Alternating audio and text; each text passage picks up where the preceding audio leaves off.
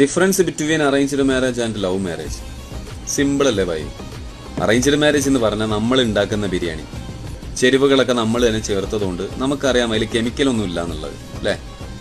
പിന്നെ അവരുണ്ടാക്കിയപ്പോൾ നന്നായിരുന്നു, ഇവരുണ്ടാക്കിയപ്പോൾ നന്നായിരുന്നു, അതുകൊണ്ട് നമ്മൾ ഉണ്ടാക്കിയാലും നന്നാവും എന്നുള്ളൊരു വിശ്വാസം. പല പേരൻസിനും ഈ ഒരു വിശ്വാസം ഉണ്ടാക്കി കഴിഞ്ഞതിന് ശേഷമാണ് നഷ്ടപ്പെട്ടത്.